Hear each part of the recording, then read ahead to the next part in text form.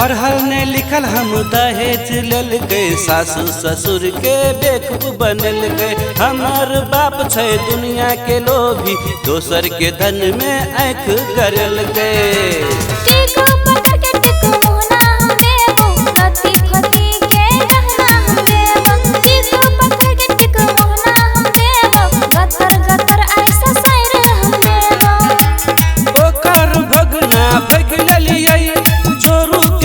हम भगलिए हमर बाबू करल के काम हो, दहेज लाके हमरा त बना दिल के वो के गुलाम हो। हमर बाबू के पैसा दानिया न त छोरब ने आहा के कानिया।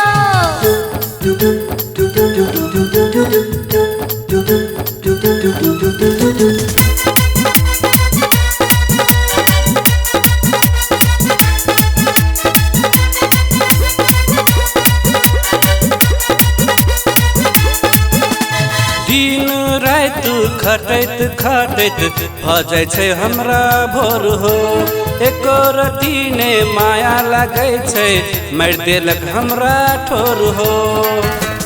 पैसा गनैले बड़ नीक लगलौ, बापू तोहर दालाल भेलौ। पैसा गनैले बड़ नीक लगलौ, बापू तोहर दालाल भेलौ। एहन गलती नहीं करबै, केकरो से दहेज अब नहीं लेबै, दोसर के बात में नहीं पड़बै। गलती आइ हम स्वीकार लेलिए, समाज के सामने झुक गेलिए। गलती आइ हम स्वीकार लेलिए, समाज के सामने झुक गेलिए।